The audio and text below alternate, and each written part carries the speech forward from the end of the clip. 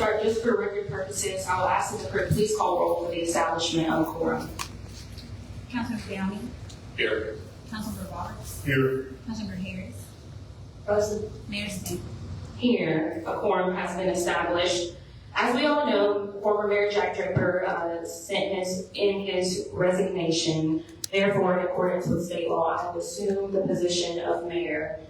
With that being said, because I was the Ward 3 council person or representative, that seat has now been vacated, which is the purpose of our meeting today.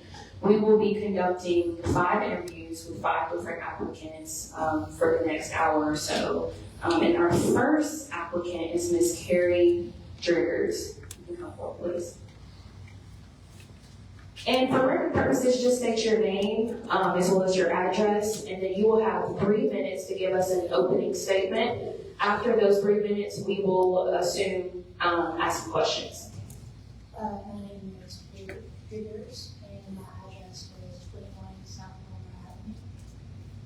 It's now been 6 years. Thank you. He's going to move that mic up so we can hear you. Again, I'm Carrie Driggers, and my address is 21 South Palmer. Thanks. Thank you. You may begin. I haven't yet formally announced, I guess, through social media or online, as I remain unsure of where I can be of most service during this season. I'm not sure if I should be back here to have a list of questions or if I should be sitting here. I just love the city and I love the neighborhood, and I live currently on land that's been in my family for 100 years. My grandfather was a machinist, and he helped to build this city with his bare hands along with many others who were iron workers. And he just loved where he lived at Minnewaukee, and it was a community back in the day. Over the years, some of the houses have been torn down, and we are still just stewards of that land. I want to thank Anderson for doing the first major vote of the year,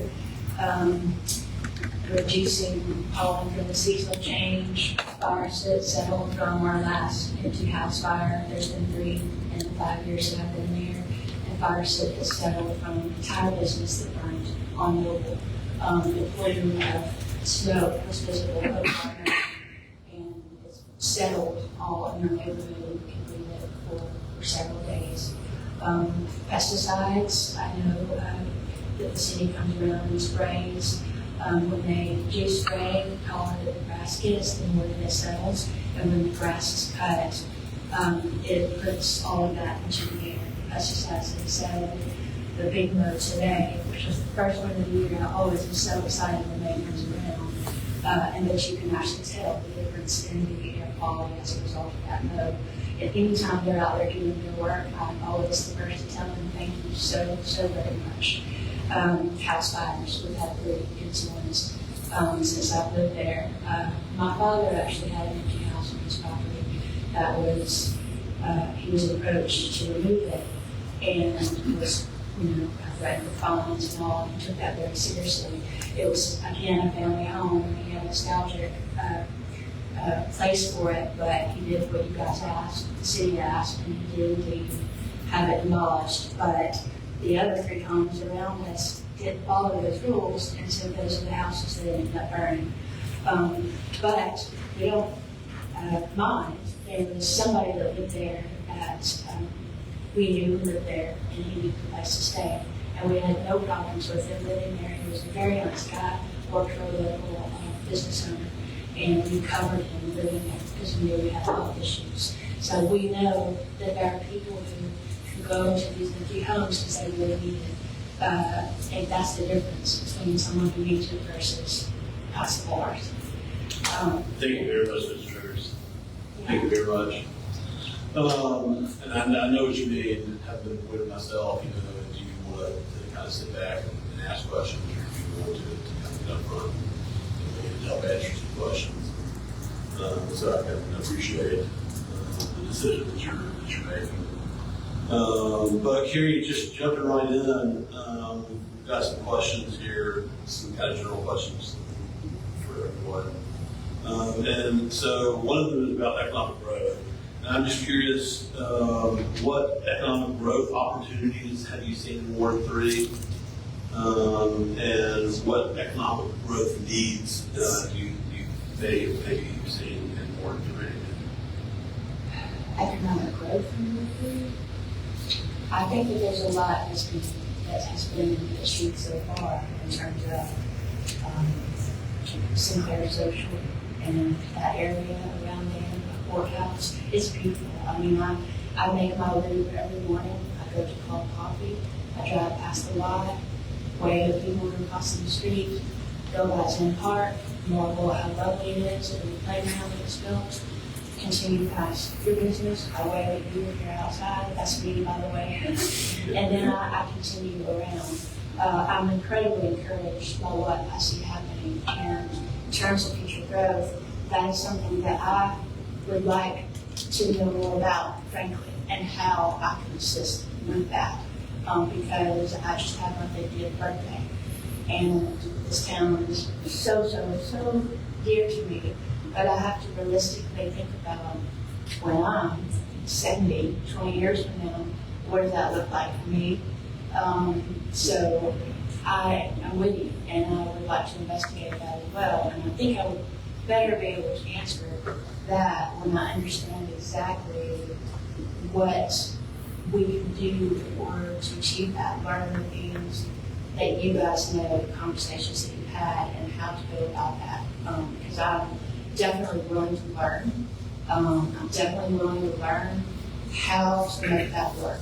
And so I'll definitely hope that I can have a very clear answer for that when I have your perspective, which as a citizen, and that's why I say, this side versus, sides of the table, because right now I'm so sort of,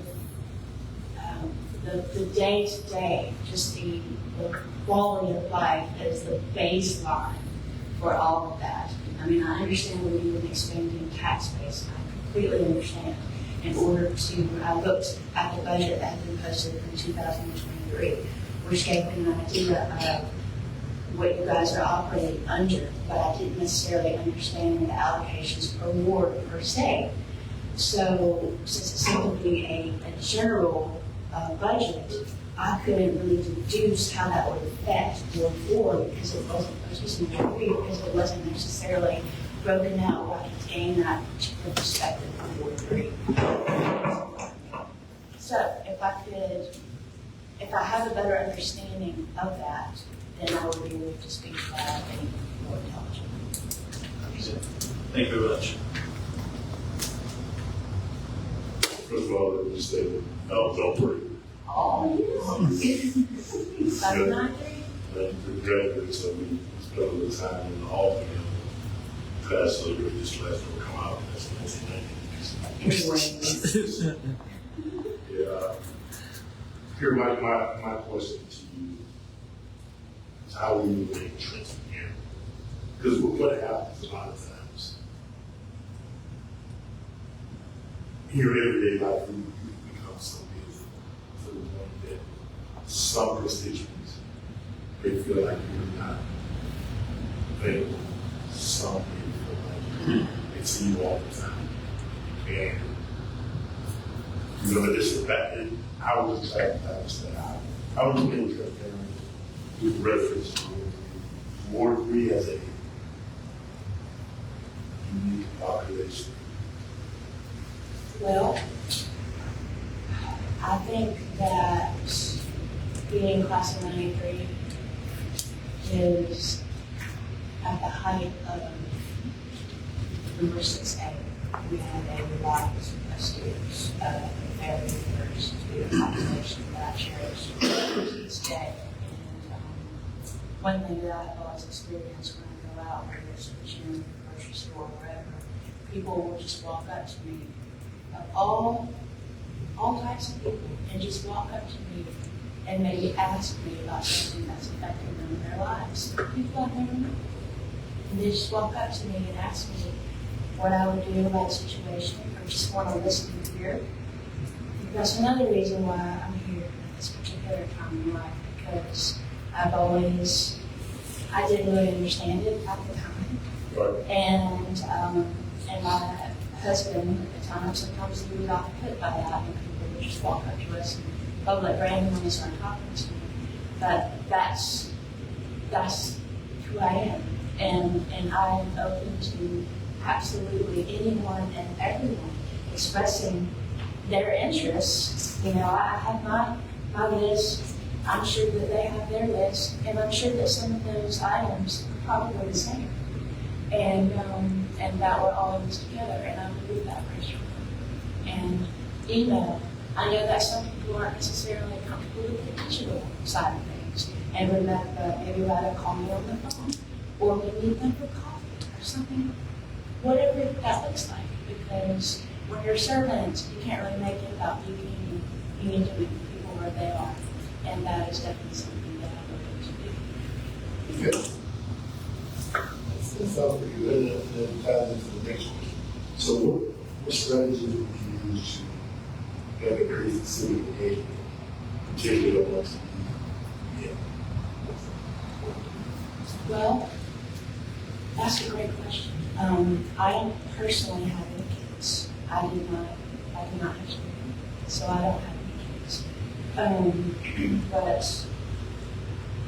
I know that the next generation, the generation after that, are so important and are always the focus, always the next generation. So that's why I'm incredibly encouraged that FCA is our mayor. I think that's definitely a step in the right direction. And whatever is asked, if there are the library meetings, I've missed that the last couple of years when they had meetings, where people go around and read to the students. I would love to do that. I would love to they would be present at the library, because I spent a lot of time at our public library when I was a kid.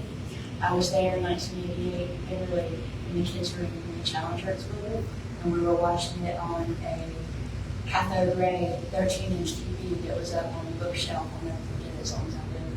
And when it comes to literacy, that is definitely where my heart is.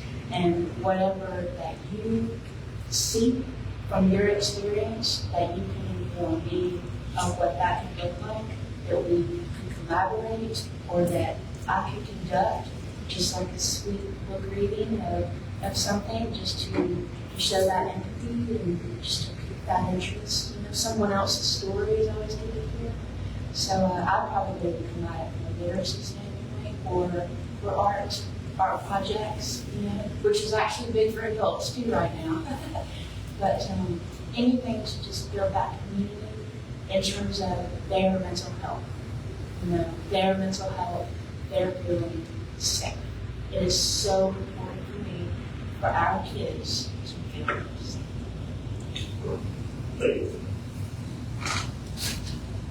Thank you.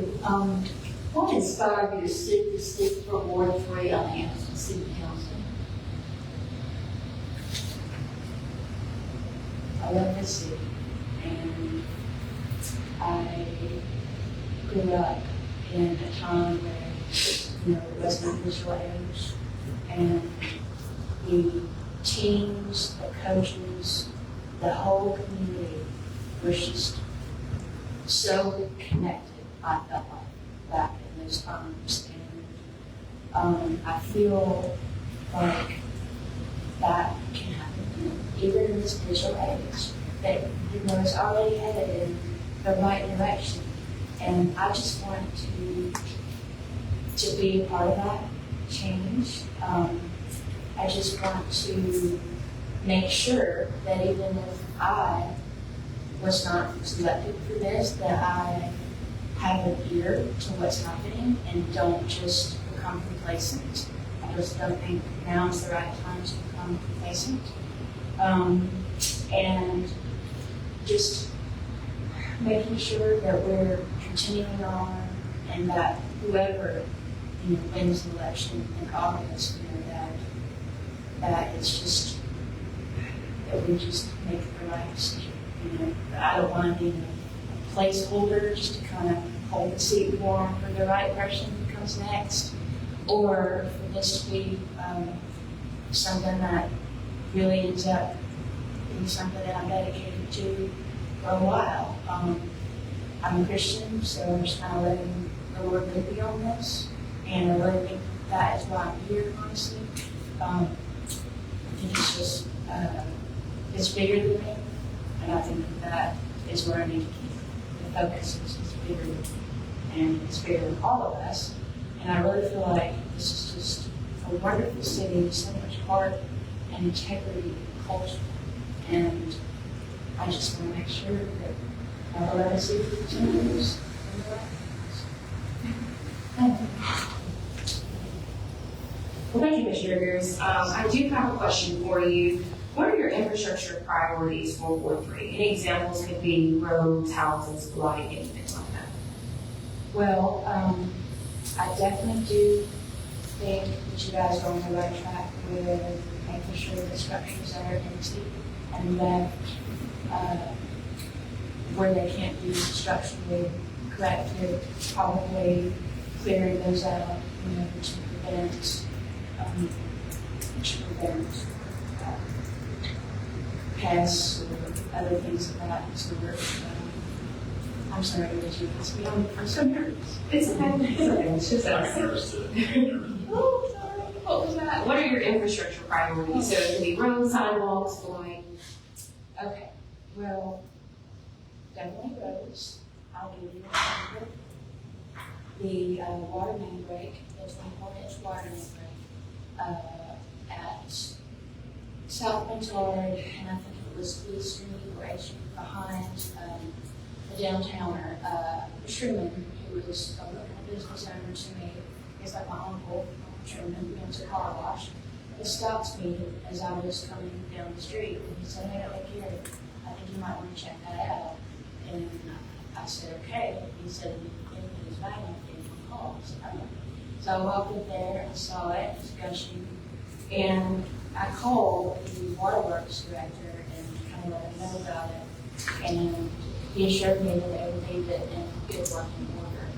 But the two places that they kind of patched are already starting to sink down, and starting to make it where it's, it's a bumpy pass and Wilmer. And Wilmer gets an enormous amount of traffic. And it is a thoroughfare.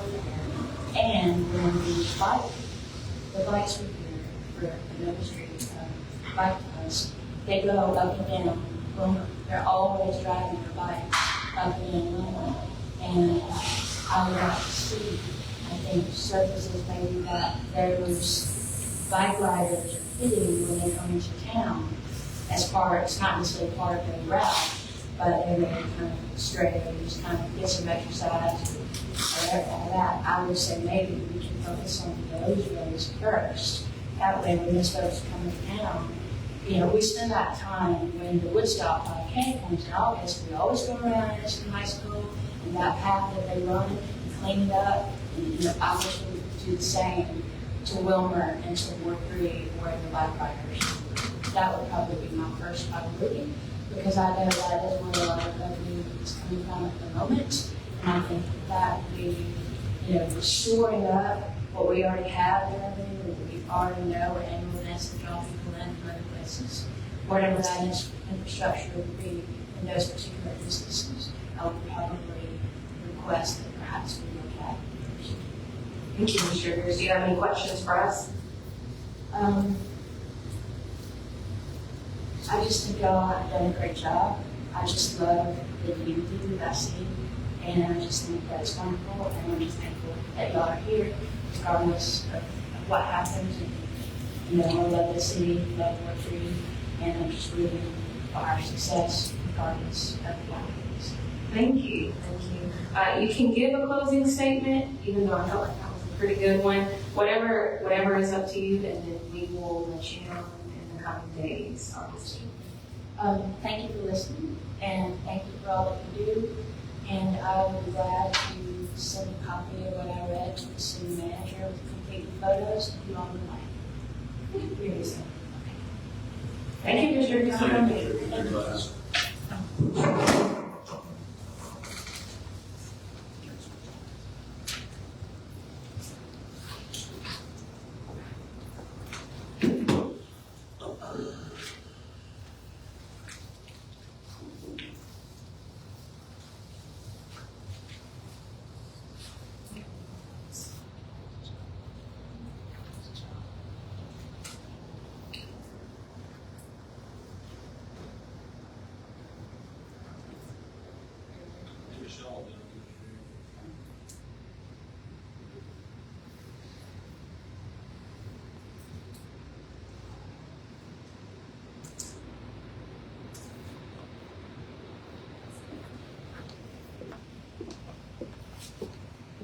Hey, Mr. Harrington, how are you? Good. In accordance with our rules, if you'll just state your first and last name as well as your address, and then after you will have 3 minutes to give an opening statement. My name is Joe Harrington. I live at 801 Coyle Drive, Anderson. I've been in Anderson some 52 years. I came here in service. I married an Alabama lady, so I guess that's the reason I'm still here. You can't leave the state once you marry Alabama. I like the area. I love the area which we're in because of the fact that between Birmingham and Atlanta, but also for the cost of living. As I said, I came here in service. I was in the military police corps for 24 years. And after retiring, I decided not to go back to work for the government, but to start my own lawn care service. Anderson is a nice place to live. It has its issues just like every other city in the U.S. But I believe it is a nice place in which to raise a family, which I did. I'm married. I have 2 adult kids here. And I'm just happy for the opportunity to be able to serve. Thank you. Mr. Harrison, you might have dealt with it. This is just, I'm just jump right into it. I can't believe this thing. What inspired you to see the work for me on city council? Well, I tell you, before Ms. Smith ran the previous year, I decided to run then, but when she decided to do so, I backed up because I believe that young people should have the opportunity to be able to serve.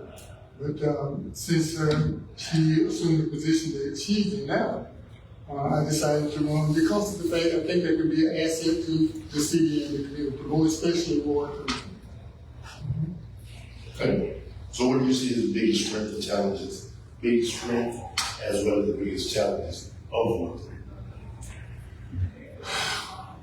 Well, the challenge is not only Ward 3, but the city itself, is that when I first came here, it was a really nice, clean, I say clean place to live. But since then, we've had issues with people dumping stuff all over the city. You say, when I got here, there was called the model city. But I believe now it's become the dumping city because people are just dumping trash all over the city. And I say that because I am mostly all over the city during the week. Its strengths are, there are a number of businesses. Matter of fact, I believe probably the majority of them all was in Ward 3. And one of the things I believe needs to happen is that we really need to do something about our streets. Our streets are in bad condition. And that's not only in Ward 3, but the entire city itself. Mr. Harrington, excuse me, I can jump in. Yeah. And just kind of piggyback off Councilman Roberts' question. And trash is certainly, maybe it's just, I've been on the council fairly recently. Mm-hmm. So I feel like it's a recent thing, maybe it's not. But it's one of the biggest things that I deal with constituents in Ward 1. And I was wondering if you had any thoughts on what a solution for that may be, given that you probably, assuming you probably have some understanding of our financial situation in Anderson, what might be a way to take that on, because it is a huge problem? Well, beforehand, I don't believe that it was as bad as it is now. However, in order to alleviate that problem, not totally alleviate, but kind of reduce it, is to bring back the debris pickup. Because from now, we're having people bring their items to the community center. Well, what happens when that person does not have the means in which to do that? They take it and dump it in areas that within close around to where they live at. So we have to be mindful. If we want people to be able to come to this city to enjoy, it can't just look any kind of way. It has to be look presentable to people, more especially for those who wish to come here to stay. Thanks, sir.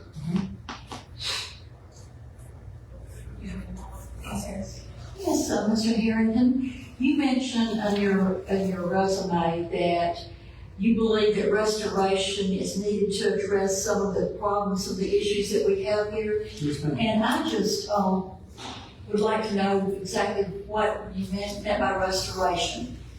To restore the debris pickup was one of those things. One of the other areas that I noticed is, and I mentioned also our streets need to be repaired, but also animal control within our area is really bad. And we have an issue because of the fact what happened is these young men, I say young men, probably young women as well, who take these vicious dogs and fight them. Well, when they no longer live, they turn them out to the city. What they do, they mate with some other dogs, and what happened, our children are exposed to it. It's just a problem waiting to happen. So we need to do something about animal control. And then the next thing is that the proper utilization of the resources in which we have. We have to be smart about the dollars and cents with people, because government has a responsibility to the people. The people, what's the use of government if it does not take care of its people? It needs to be able to take care of the people to which it serves. So those are some of the things that need, I think, to be restored within this area of the school. Thank you. How would you remain accessible and transparent with the residents of Ward 3? Well, I believe that when I call now, sometimes to the city, we have automated systems whereby in order to be able to get directly to the person or department that you want to be able to get to. If I am appointed or elected to this position, my thing is to have 2 students from Addison High School in the summer. Is that whatever resource it is, I give that resource to them. So when a citizen of Ward 3 calls, they speak to a person. They do not speak to an automated system. And from there, relay that information to me. And also when I say restoration is that some time ago, we had the city asked the citizens of this city to approve a 1 cent sales tax. How can we draw businesses or say to our citizens that we want the best school system that's possible, but we do not fund it? The school system needs to be funded. How can it not operate if it is not funded? Mr. Harrison, you bring up a good point about our school system. Do you know how the school system is funded by the city? And what would you do to continue that or to improve that? I do not know how it's actually funded, but my objective would be to be able to convince the other members on it to be able to fund the city the way it needs to be. I hear all the time about failing schools. Addison is a failing system, but the students are still graduating, the students are still being successful, the students still acquiring jobs. So how is that failing?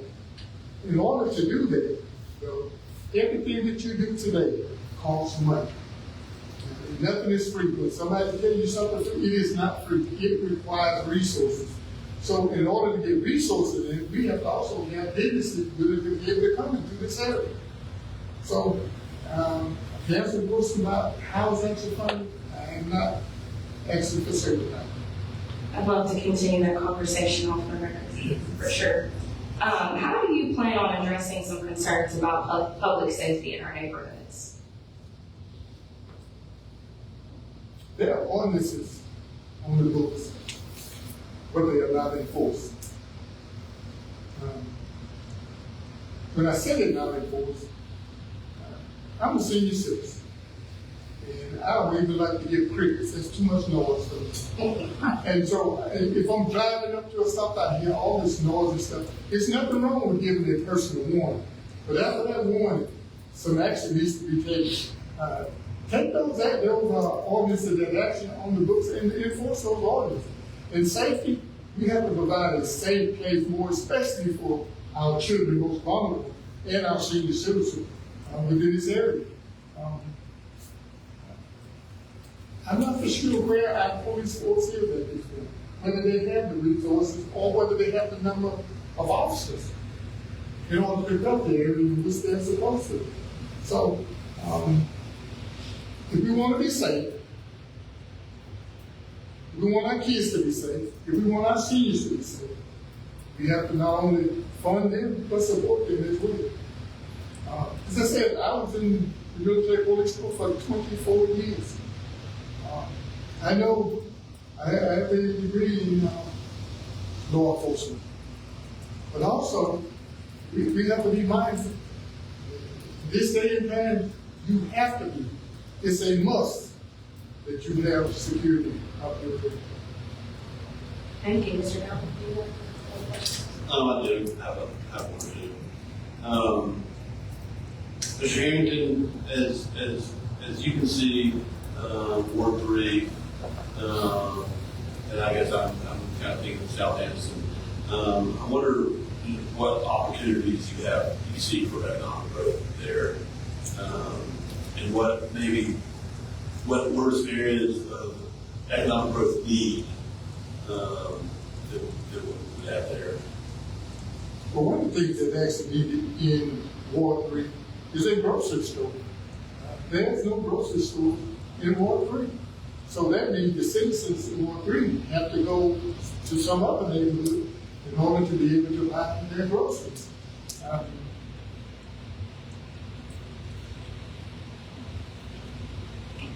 If we do not have a team, I'm not for sure the name of the street, or not the street, but the organization that they have that is funded to go out and petition businesses to be able to come to the city.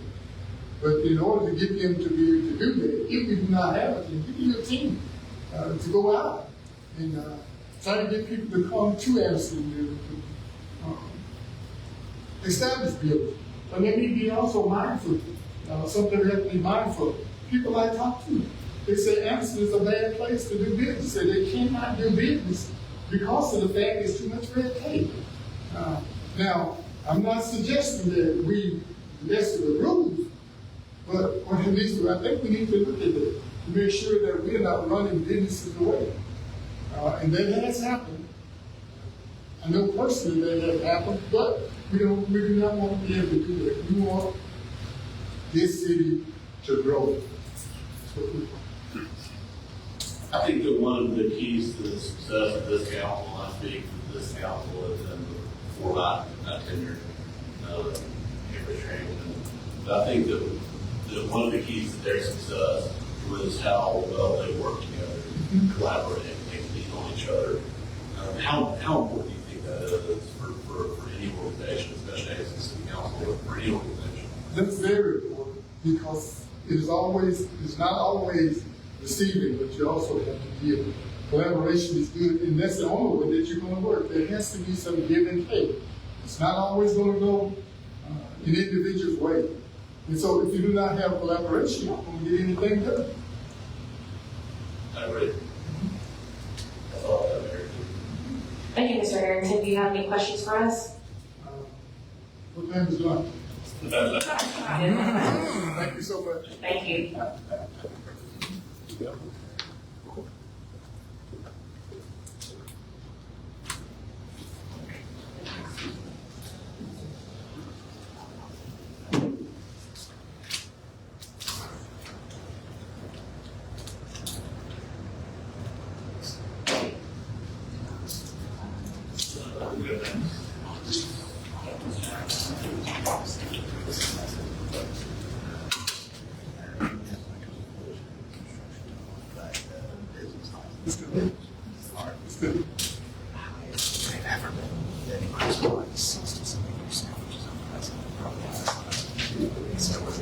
So I'll put it on there. Strength and muscle. Hey, Mr. Reese, how are you? All doing tonight. Good. For record purposes, if you'll state your name and your address, and then you will have 3 minutes to give an opening. All right, I'm Donald A.D. Reese. I live at 16 South Wilmer here in Anston, Alabama. Yeah. All right, well, it's good to be here tonight, and I had actually just found out about this position last Friday. And when I saw that we were going to have a short-term person that needed to come in, I live in Ward 3. Sierra has done a tremendous job for us, and so I thought I would just do my best to put my hat in the ring, to step up, and do anything I could to support my city. I am very blessed to find out, though, that we've got possibly 7 candidates. Or however many we have. That's a great sign. It means we've got people that care about what's going on in our city. So again, I'm here tonight. I appreciate you having me, and I want to do whatever I can to support the city. Thank you, Mr. Reese. Councilmember Harris, you want to begin? You answered my first question. I was going to ask you what inspired you to seek the seat for Ward 3, and you just answered it. So I'll move on to another one. What do you see as the biggest strengths and challenges of Ward 3? I think, again, from Ward 3, we've got a lot of opportunity to continue to provide things to the city. From that standpoint, we have a lot of opportunities for businesses, literally to come forward, businesses to come to Ward 3. I think one of our great strengths are our people. I think that we've got a lot of good people, a lot of residents that are seniors, a lot of people that have lived in Ward 3 for a long time. I think they're our greatest asset. Our greatest weakness comes back to we have in Ward 3, unfortunately, probably like in all of our wards, we have homeless, we have animal control, we have a lot of people that are coming into Ward 3, dropping, dumping, and everything else. But basically, I think it's continuing what Sierra started, is bringing people together, working together is our great strength in Ward 3. A lot of people, like myself, that have lived a long time in Ward 3, it means a lot to them. However, having said that, they don't know what we're doing. That's another reason I'm here. I don't know enough about Ward 3. Even though I've lived it in my whole life, that's a part of the reason I came tonight. Learning more about where you live is important. You know, I love my city. It means so much to me, but to know what all the boundaries are, I think just like the rest of the citizens that live in Ward 3, if you were to go door to door and ask them, what ward are you in? Well, Sierra did a great job of bringing people to the table, getting them to know more about it. I think that's just a continuation that we need to do, is continue to allow the citizens to know more about where they live and where they're going to vote.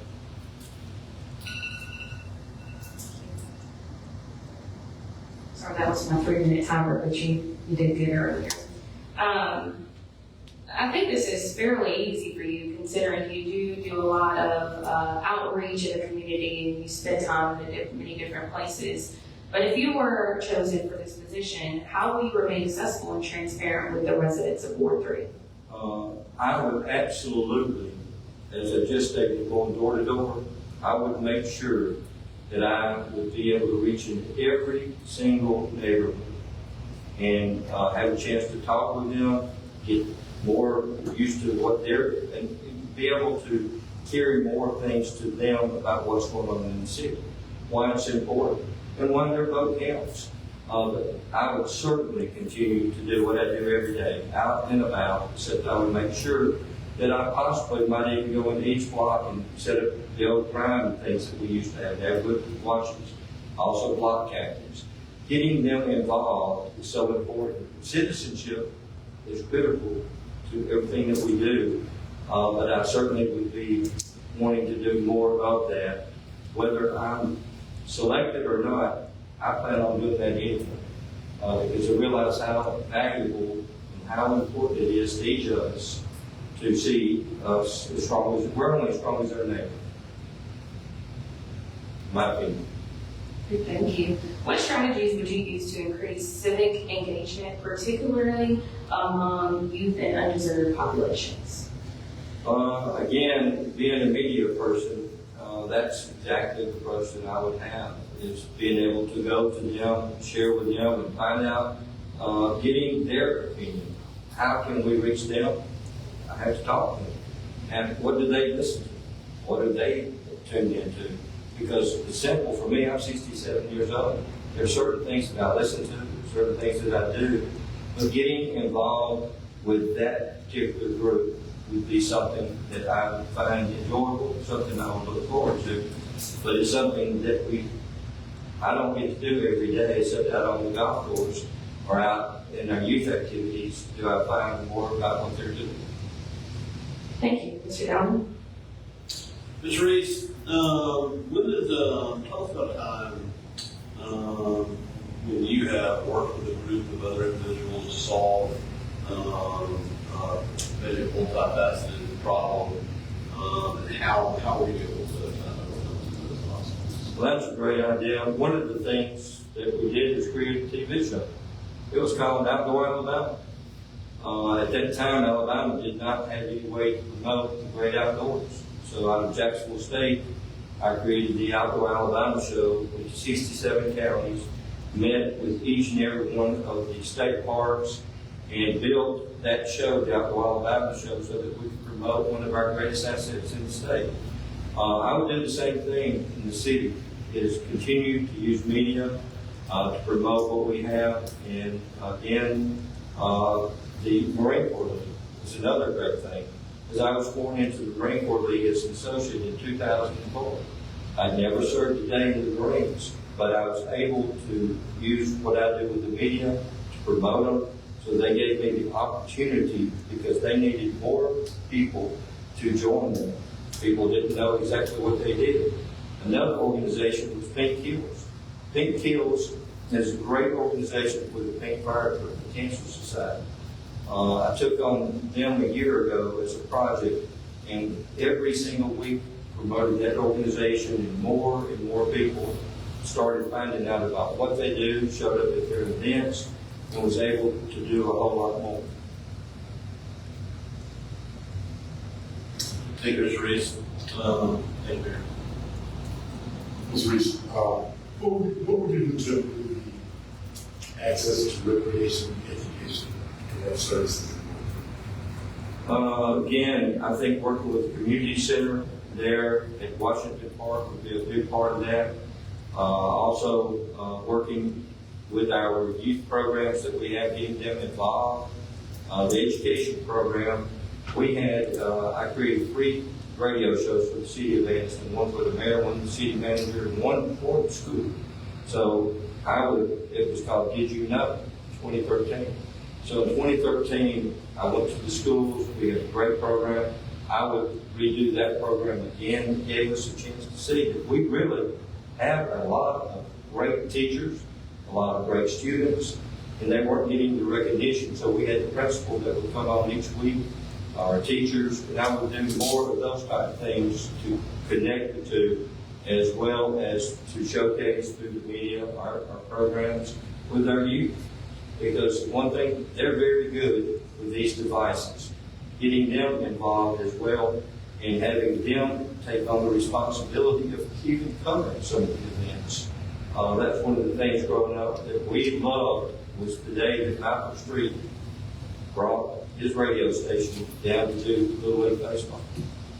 I would do more things like that with our youth and sports. I don't know how to tell you. Yeah, that's very interesting. That's seeing it on personal broadcast.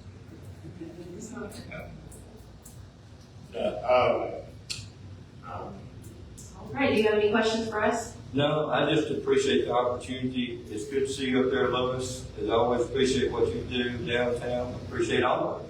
We've got a great city, and I know it will continue under the leadership that we have. Any way that I can help our city, that's why I'm here today. I'm just glad we got some great candidates, and I appreciate your time. Thank you. Hey, great to see everybody. Miss Millie, I love what you do now. And how about South Moore showing up tonight? South Moore showing up. Thank you. Thank you, man. Y'all have a great one.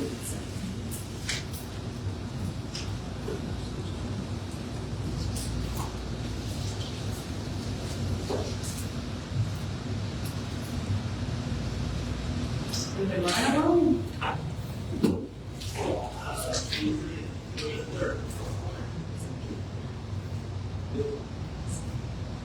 Yes.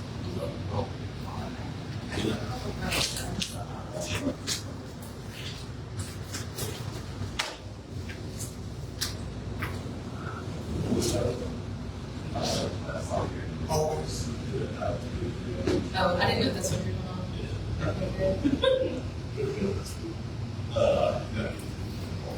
Mr. DeRose. How are you? Great. Haven't seen you in a long time. Oh, I'm ready to come by and visit you. been real busy. Working with the track team, baseball team, football team, we get better. Yes, sir. Hey, Mr. Deanna, how are you? I'm good. Nice to meet you.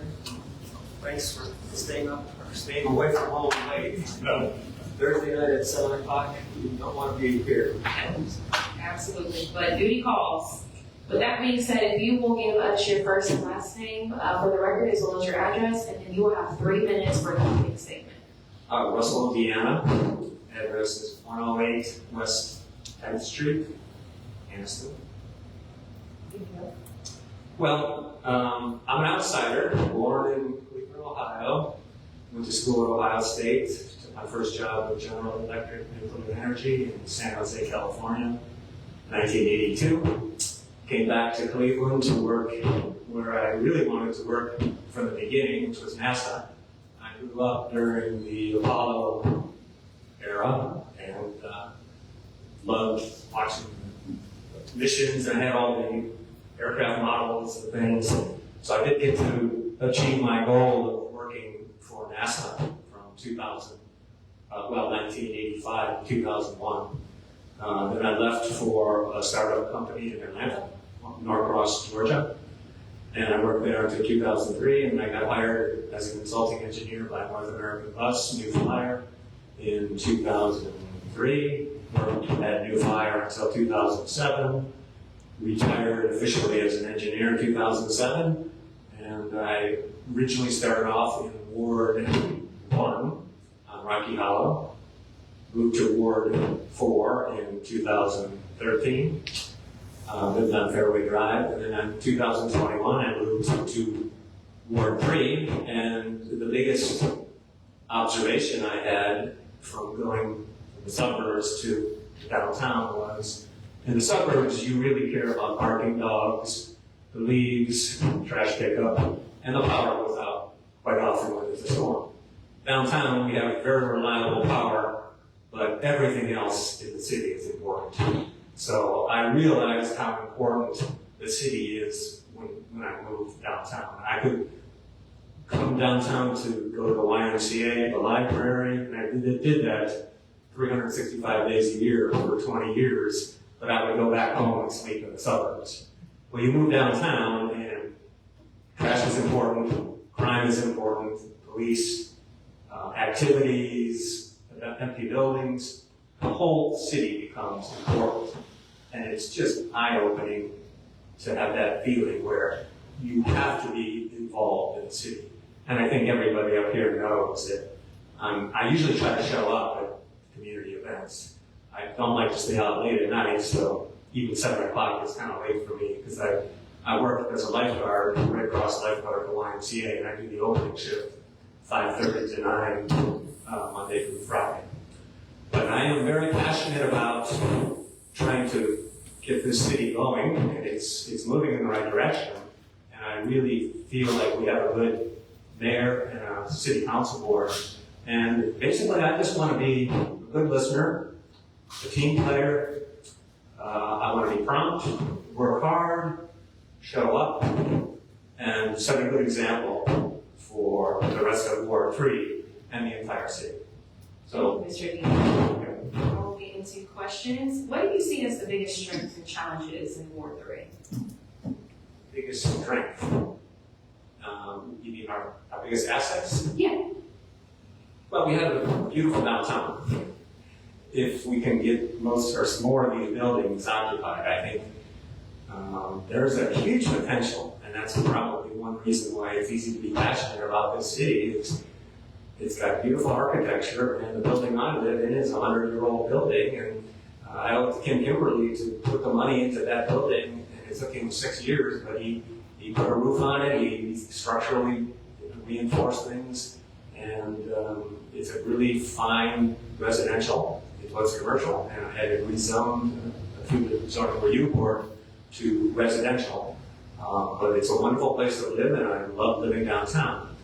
And I think we have so many nice buildings that need work. They need maybe a sprinkler system. I'm talking to Jason Brown quite often, and other people like Louis Downing about the challenges to get a sprinkler system and the cost.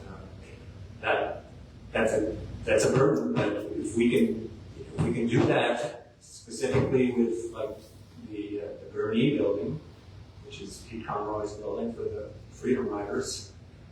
And I've talked to Jennifer Maddox about that building, and 2021, right when I moved downtown, Pete was working on that building, and every time I talked to him, it was like, well, I got a meeting with the Speaker of the House, Alabama Speaker of the House, and we got money, and it was like promises, promises, promises, and that building sits there empty.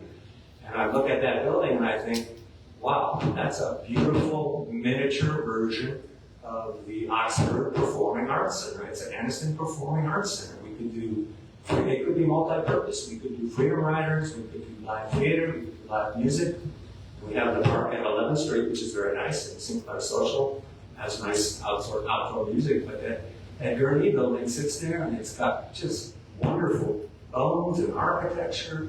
It needs plumbing, it needs electrical, and it may need a sprinkler system, but something like a joint private public ownership for that building, and it's just, that's just a glaring for somebody to do something with that building. And I've been frustrated, like I said, I've had a long conversation with Jennifer Maddox when she was still part of the community foundation.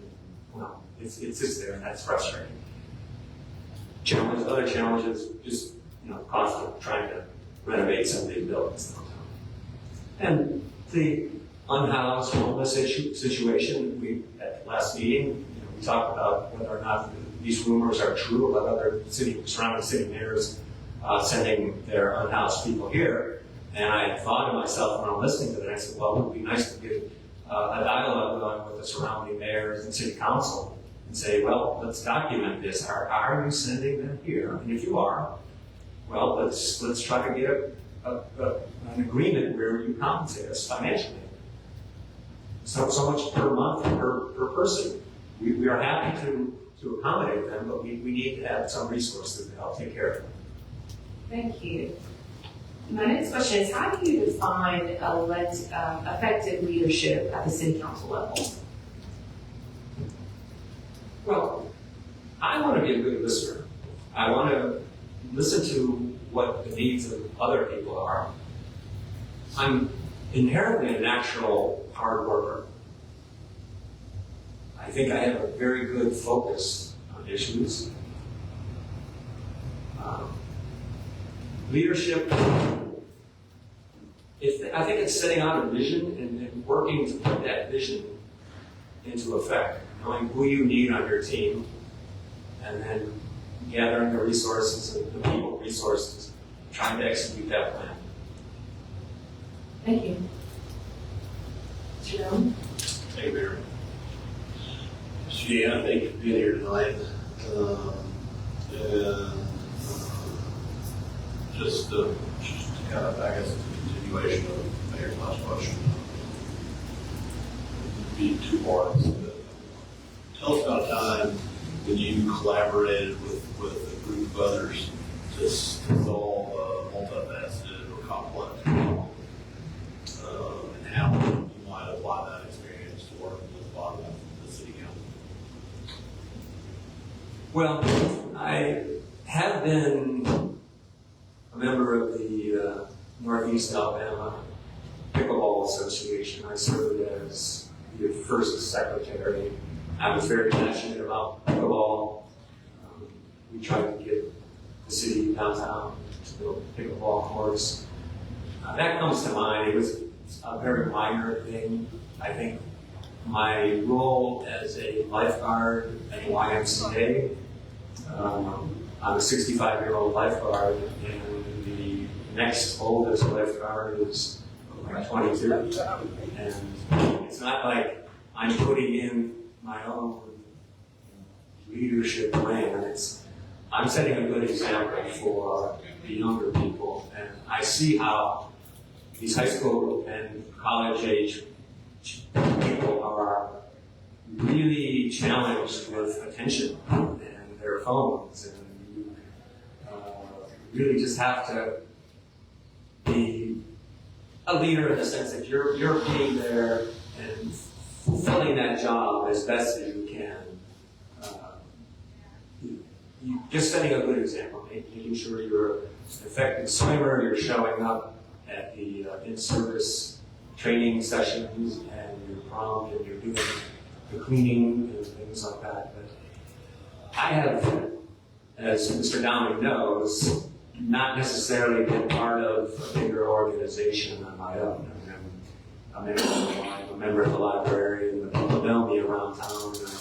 I do a lot of one-on-one talking with business owners on Noble Street and other parts of downtown. But it's a fair question, and I'm not sure I have a great answer for that. I guess I'm not maybe one of your professional. Well, okay, that's a little bit easier. When I was Yeah, understanding also that your career was very technical. Well, when I worked at NASA, I was also a liaison with the electrical engineering department at Case Western Reserve University, which is where I got my PhD in the mechanical and aerospace department. But I was the interlocutor liaison between the professors in the electrical engineering department and the graduate students.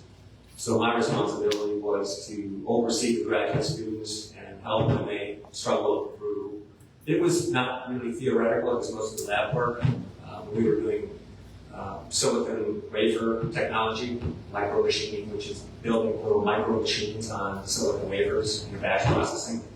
So I worked 3 days a week at Case Western Reserve with the electrical engineering professors and graduate students.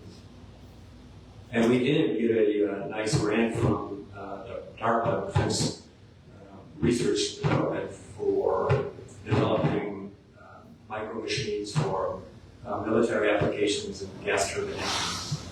I was a fairly significant contributor to that project. Am I doing this with my hand or? No, it's Very good. thank you, sir.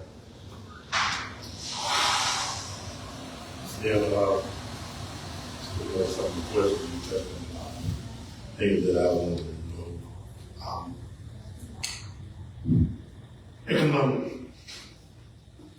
Economic workforce development. What are your ideas for supporting the economic workforce? Well, I think I have to get more insight onto in the tax base and what are the businesses which are contributing to the tax base of the city. I have zero insight into the budget process, and I understand that trying to bring in new businesses is an extreme challenge. You'll look at our workforce around here and they'll say, well, we're going to go to Lincoln or we're going to go someplace else because you don't have the workers in Addison that can support a business. Whether it's going to be an Amazon data center or some other automobile manufacturing plant. We have New Flyer in Oxford, and I did work there, and I was not part of the assembly, but I worked with the people in the assembly, and they were good jobs. They were like $17 an hour, and that was in 2007.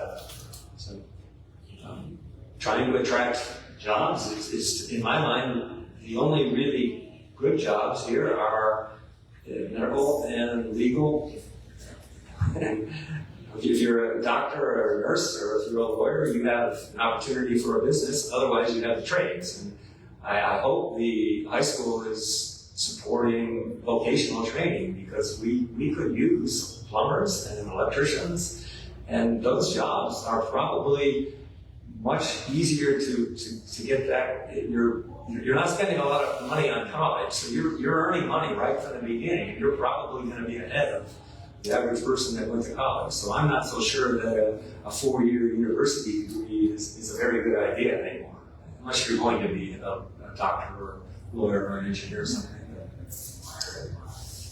Oh, that's a good suggestion. So, what would you do to improve the access to recreation, education, and health services?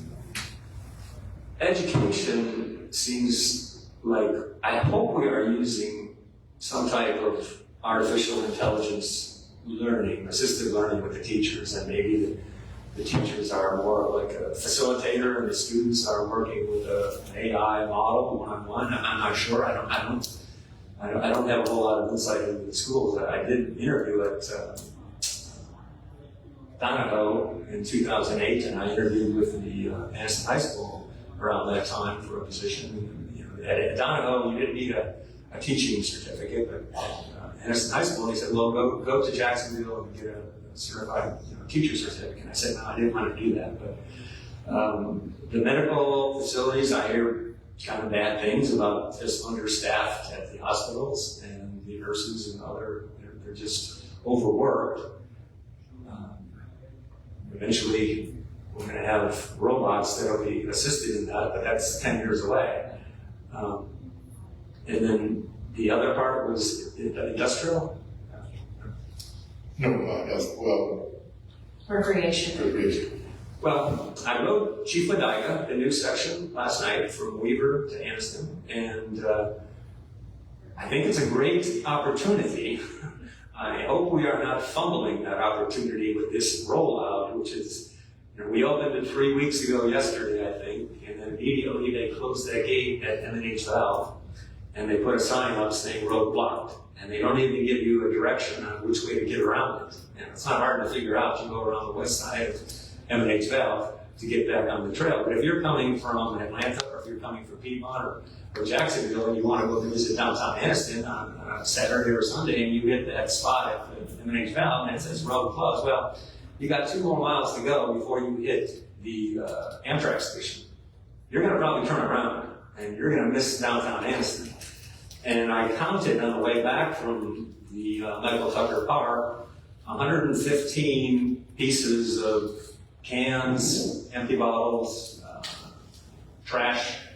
Looked fairly fresh. It's not the kind of trash that's been sitting out for 6 months. But I really hope that, and there's also a fresh mattress out there, which wasn't there a week ago. So near one of the intersections, somebody must have pulled a truck onto the Chief Ladiga and unloaded the mattress there. And there's 4 shopping carts off to the side. So I worry that from the beginning we might be sending a negative message. Now, it's very early and we don't want to do that, but I also think from talking to the riders that came in from other parts of the country, even some from Mexico, on that opening day, that it would be wonderful to have overnight housing for cyclists. And I look at some of these buildings near the Ladiga, OK Tire building, the Madden building, and I think to myself, well, it doesn't have to be luxury.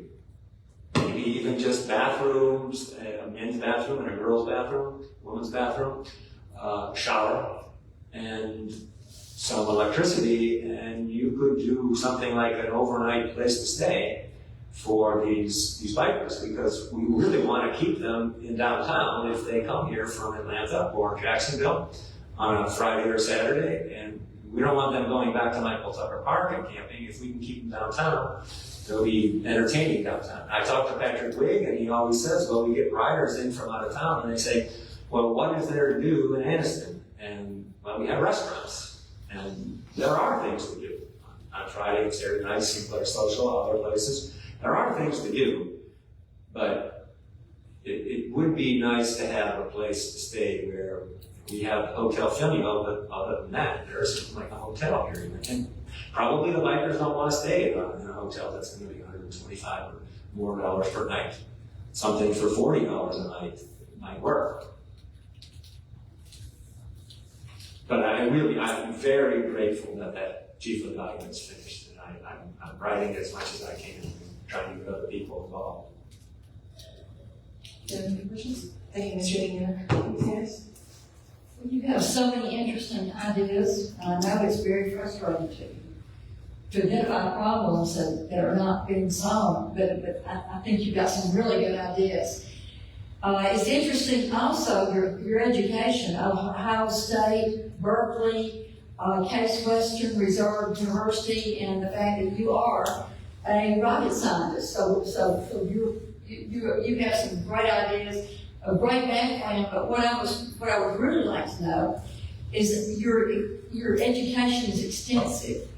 How would you translate your engineering, scientific background into a positive for the city? I mean, is that too vague? Well, I think I'm an engaging conversationalist when I do have the opportunity to talk to someone one-on-one or in a small group session. And I think I've been a very good example for the younger lifeguards and maybe for anybody that is looking at a career. I try not to emphasize my academic background very much because there aren't a whole lot of people around here who even understand what computational fluid mechanics is or what I would have did at NASA or at General Electric. But I think I try to engage younger people when I can, and probably I'm not effective with most of them, but every once in a while you'll make contact with a younger person and they'll see you as, wow, well this guy is different. And they will remember that conversation. And maybe if it's more of a longer term relationship, they'll get to know me better. But I think the people that I've gotten to know well at the YMCA, Maggie Owens, Demetrius, and others would give you a good recommendation of my reputation.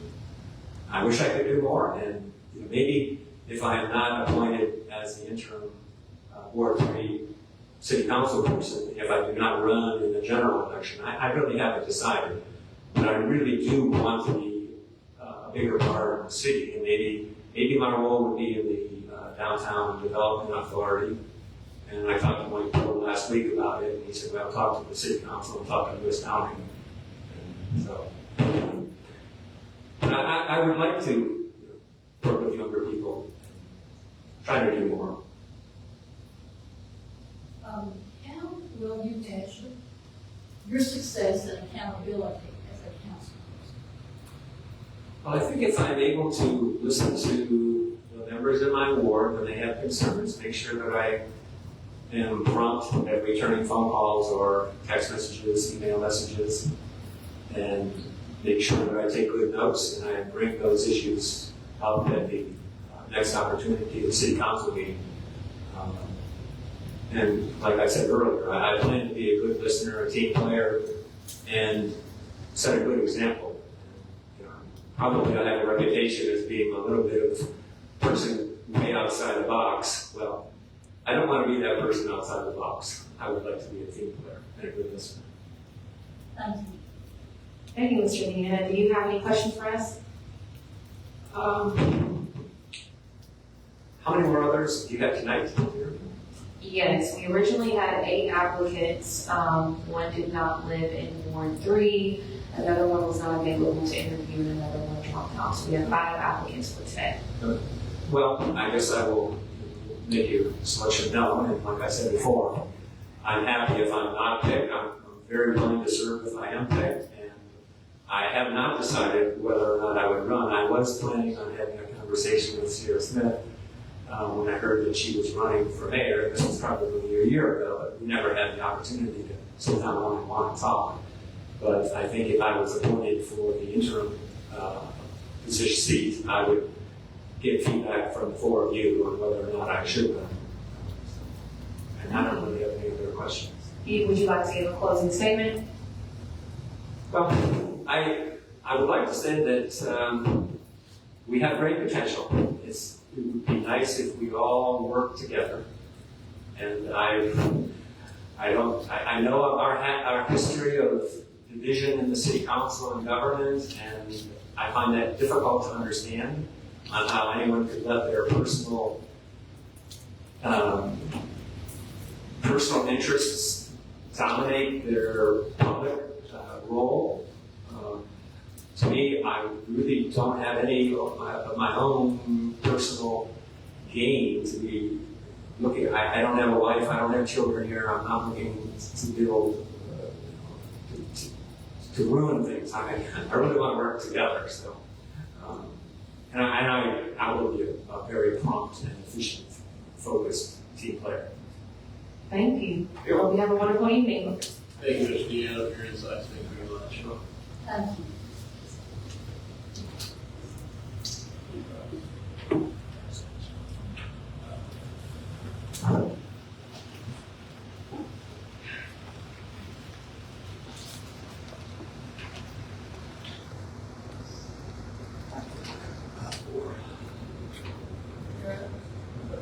Oh.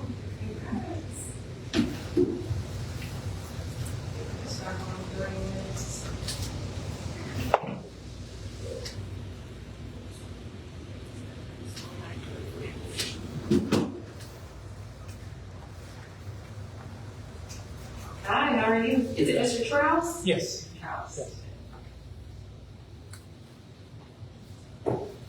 For record purposes, if you'll just state your first and last name and your address, and once you're done, you will have 3 minutes for an opening statement. My name is Michael Travis, 1320 Stock Avenue. If you'll get a little bit closer to the mic, just so the people on the camera can hear you too. You make a minute. Okay, 3 minutes? Yes, sir. Okay, I live on Woodstock Avenue. Neighbors with Deborah Foster and Marvin County. Been there since I was 7. I love my neighborhood. Little story about my life. I was a single dad since I've been at this location, and now I'm an empty nester. I did work, car repair retail business for 17 years, a lot of hours, a lot of stress, but it provided living for me and my boys. Recently graduated college and moved on and have families and others. I'm now an empty nester and looking for to be more involved in my community because they also live in Anderson as well, so I've had some ownership in this. So I work for Downey Medical. I'm running a warehouse for their supplies. We're up and move. Carolina building. I'm excited about that. Got a lot not going on there, but I love it. It gives me a chance to be organized. And you get to help some of the patients that usually help with their oxygen apparatus. Kind of helping with that. I like that feeling, helping caregivers that take the time to take care of their loved ones, and help their loved ones. Thank you for your time for seeing me today. Absolutely. Mr. Allen? Thank you, Mr. Strauss. How are you? It's good to see you. Good to see you. Mr. Strauss, I wonder if you would describe to us a time when you have collaborated with a group or others to solve a problem, maybe a multifaceted problem, and how it subsequently to that, how that may relate to work with the city. When I was in Firestone, the general manager would have area manager meetings in Birmingham, so all the managers would get together, and that's, of course, we go over numbers and policies and any changes and the guidance we might be going through. But there was maybe an hour set aside for talking about things that affect our team. What kind of feedback we can give to our area, what of areas of improvement we can possibly be making, employee relations, we're going to actually do better. It's never ending. We always want to do better. And you recognize those that do well, those that need help, offer your help. So, where can we do better? And Without asking you to seem like an incredible eye, not at all. Where can we do better? Where can we ask to do better? Where can we improve? I guess having more access to the community. Before, recently, within the last year, you don't know who to go to talk to. But I think making that easier for an access, I would love the opportunity to just go out and talk and give them phone numbers, email addresses, somewhere to even just a van. I think be more accessible to the community, let them know where they can go, where they can call, who they call. That's communication. I think that's key in relationships, your job, with your family. I think that's number one, is communication. Thank you, sir. Mr. Roberts? Mr. Cross, I know that. Good, sir. How are you? What inspired you to see more to be seen? Okay, that's a good question. I've been, like I said, I've recently come into Nestor. I went from working 52 hours a week, very stressful, to 40 hours, kind of on my own in the warehouse, and the stress level when I had time to do more, and I had a choice to spend my extra time with me, for my community, improve the community, reaching out to those that could use my help as a manager. I'm used to dealing with helping people solve problems, getting through emergencies. That's what we wanted to help more the community. That's why the Firestone is because I felt like I could better serve my community here locally in that kind of identical field. Not a doctor, but I can help with medical advice. I thought you also said I'm not going to be still on Yes.